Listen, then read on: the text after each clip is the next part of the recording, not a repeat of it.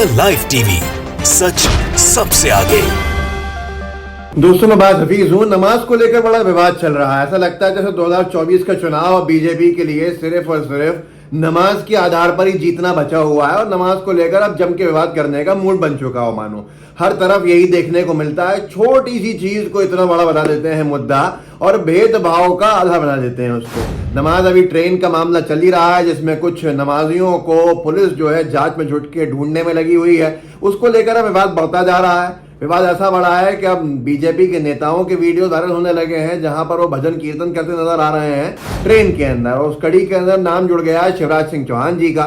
मध्य प्रदेश के 4 बार के मुख्यमंत्री हैं, बीजेपी के दिग्गज नेता हैं और उनकी तस्वीर वायरल हो रही है एक ट्रेन के अंदर एक स्टेशन से दूसरे स्टेशन जाते हुए और वहां विदिशा से भोपाल जाते हुए 2 बड़े स्टेशन में, और उसमें वो भजन कीर्तन करते नजर आ रहे हैं पूरे पैसेंजर्स के साथ खड़े होकर, जिसमें पूरा डब्बा ही खड़ा हो गया है।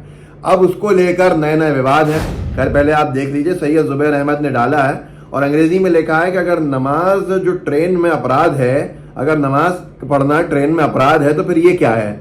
भारतीय जनता पार्टी के मुख्यमंत्री शिवराज सिंह चौहान भजन गा रहे हैं दूसरे पैसेंजर्स के साथ एक ट्रेन में, और यहाँ पर वो वापस आ रहे थे भोपाल जा रहे वापस आ रहे थे विदिशा से, और विदिशा भोपाल का रास्ता 1 घंटे का है ट्रेन से, कभी 40 मिनट कभी 45 मिनट, अलग अलग ट्रेन के अंदर। और ये वीडियो है 2019 का। जरा देख लीजिए, उन लोगों को ये भेज दीजिएगा जो लोग नमाज के वीडियो को वायरल कर रहे हैं, क्योंकि किसी भी धर्म का कोई भी जो रिचुअल है वो करना अपराध नहीं है संविधान के हिसाब से। पहली बात तो जो नमाज के ऊपर भेज रहा है, नमाजियों ने रास्ता रोका है, जबरदस्ती रोका है, लंबा समय लिया है तो गलत है, लेकिन ये नहीं है कि उनका अपराध इतना बड़ा हो जाए कि वो जैसे मानो कोई वो प्रतिबंधित चीज कर रहे हो। नमाज पढ़ सकते हैं ट्रेन के अंदर, लेकिन किसी को तकलीफ नहीं हो, इस्लाम भी कहता। ये वीडियो देखिए, शिवराज सिंह चौहान जी का वीडियो है जिसके ऊपर बीजेपी के नेताओं के पास, अंधभक्तों के पास कोई जवाब नहीं है, लेकिन जो फर्जी आईडी वाले हैं वो जरूर जवाब दे रहे हैं। बताऊंगा, पहले इस वीडियो को देख लीजिए।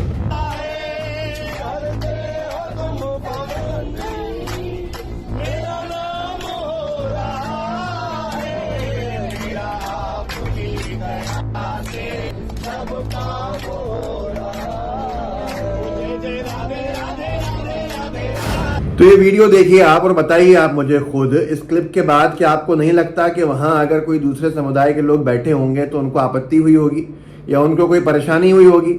ये हमारे भारत का कल्चर नहीं है कि परेशानी हो, परेशानी नहीं होती है और एक दूसरे के कल्चर का सम्मान करते हैं। यही हमारी भावना है, यही हमारा मूल कल्चर है कि सब एक दूसरे के धर्म का सम्मान करते हुए ऊपर आए हैं। दुनिया आगे बढ़ी है, देश आगे बढ़ा है और यही हमारी खूबसूरती है, जिसको कहते हैं ना यूनिटी इन डाइवर्सिटी, कि अलग अलग भिन्न भिन्न प्रकार के लोग हैं लेकिन सबका जो है एकता है। तो ये जो विवाद शुरू हुआ था, ये विवाद की शुरुआत है ट्रेन के डिब्बे में नमाज पढ़ने से। TV9 भारतवर्ष ने और दूसरे चैनल्स ने डाला भी था। ट्रेन के डिब्बे में पढ़ी गई नमाज, वीडियो सामने आने के बाद जांच में जुटी पुलिस। वीडियो कुशीनगर के भाजपा नेता दीपलाल भारती ने सोशल मीडिया पर शेयर किया था। अब पुलिस जो है मामले की जांच में जुट गई है। मतलब अब पुलिस जांच ये करेगी कि नमाज क्यों पढ़ी गई, ये इसके ऊपर हंसा जाए या अफसोस किया जाए, ये समझ से परे है। हम किस हालात के अंदर आ गए हैं जहां पर गृह मंत्री, प्रधानमंत्री सबकी खामोशी है, मुख्यमंत्री की खामोशी है, रेल मंत्री की खामोशी है। खामोशी का मौन समर्थन है या क्या है, ये सवाल बनता है और सवाल पूछना चाहिए। द वायर ने लिखा, यूपी ट्रेन में नमाज अदा करने का वीडियो सामने आया, रेलवे पुलिस ने जांच शुरू की। वीडियो तो आप सब देख ही चुके हैं, उसमें 4 लोग नमाज पढ़ रहे हैं एक के पीछे एक।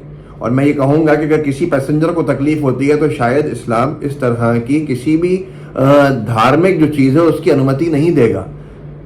2 लोग पढ़े, एक अकेले पढ़े, ये खैर उलेमा का काम है बताना, लेकिन किसी को तकलीफ नहीं हो, ये तो मूल उसका पूरा का पूरा जो सोल है वो होता है कि आपके किसी भी काम से, धार्मिक काम से किसी दूसरे को जो दूसरे धर्म का उसको तकलीफ ना हो। लेकिन यहाँ विवाद इस बात का है कि भेदभाव क्यों, ये भेदभाव किस तरह का है। आपने देख लिया शिवराज सिंह चौहान जी का वीडियो, जिसके अंदर वो जम के भजन कर रहे हैं, सबके साथ कर रहे हैं और किसी ने कोई विवाद खड़ा भी नहीं किया, क्योंकि हमारे देश की यही खूबसूरती है, क्योंकि ये सारी चीजों की अनुमति है, कम से कम प्रतिबंध तो नहीं लगा हुआ है। लेकिन जिस तरह से नमाज के ऊपर आक्रामक है एक पार्टी के नफरतबाजी कुछ समर्थक, उनका क्या किया जाए, और फिर बीजेपी की सरकार में बैठे दिग्गज लोगों का मौन समर्थन, इसका क्या किया जाए, ये बड़ा विषय है। अब यहाँ पर सारे के सारे अनभक्त जो हैं वो फर्जी आईडीज वाले नीचे आए हैं। अभी भी खुल के बोलने की अनभक्तों को हिम्मत नहीं है। हिंदू मुस्लिम एकता अभी भी भारी है इस देश के अंदर। प्रकाश डी लिखता है ये भारत का कल्चर है, शिवराज सिंह चौहान जी के वीडियो के ऊपर, ये भारत का कल्चर है, अपने जो धार्मिक चीजें हैं उनको हमारे ऊपर थोपो मत और बर्बाद मत करो हमारे कल्चर को। 56 इस्लामिक देश हैं, पाकिस्तान बांग्लादेश वैसे ही भारतीय कल्चर को अलग कर चुके हैं। कम से कम कोई शर्म करो और इंसानियत रखो। ये कहाँ का लॉजिक है और कहाँ का क्या है? ये देश के आधार के ऊपर होगा या धर्म के आधार के ऊपर होगा, ये इनको समझाना चाहिए। एक बी वेंकट है, ये भी अनभक्त हैं, इनकी आईडी फर्जी है। वो लिख रहे हैं कि कम से कम रोड ब्लॉक नहीं कर रहे हैं और दूसरे पीसफुल लोगों की तरह काम नहीं कर रहे हैं, जगहों का इस्तेमाल नहीं कर रहे हैं। कोई नहीं कह रहा कि नमाज नहीं पढ़नी चाहिए, लेकिन किसी और को तकलीफ नहीं होनी चाहिए। नमाज में 4 लोग एक के पीछे एक पढ़ रहे थे, रास्ता रुक गया था 5 मिनट के लिए। यहाँ पर शिवराज सिंह चौहान जी का जो भजन का कार्यक्रम चला है, पूरे डब्बे के अंदर लोग खड़े हुए हैं, निकलने की जगह ही नहीं है। इससे इनको समझाना चाहिए कि ये किस तरह की तुलना कर रहे हैं। अनभक्तों का लाइन से फर्जी आईडीज का देख लीजिए। नीरव जे लिखते हैं भारत एक हिंदू देश है, बधाई हो, इन्होंने हिंदू राष्ट्र घोषित कर दिया। ये सामान्य है। अगर आपको नमाज चलती ट्रेन के अंदर पढ़नी है तो किसी दूसरे देश में चले जाइए। पाकिस्तान हमारे साइड में ही है, नेक्स्ट डोर। पाकिस्तान किस बहुत गाली लिख के लिखा है कि वो करवाने के लिए बनाया था। फिर एस्केप बंगाली बॉर्न फ्रेंच, ये भी फर्जी अनभक्त, इनकी दम नहीं है कि सामने आए और हिंदू मुस्लिम एकता को जिस तरह से छुप के नष्ट कर रहे हैं, ये खुल के इसके ऊपर बात करें। नफरत फैलाने पे इनकी बस की नहीं है। इन्होंने लिखा हिंदू देश है भाई, तुम सबको फोर्सफुली इसको ज्वाइन कराना चाहिए। और एडी करके एक फर्जी ट्रोल है, वो लिखते हैं तुमको भी इसमें शामिल होना चाहिए जिस तरह से तुम गरबा करना चाहते हो। ये भी खुला हुआ है सबके लिए।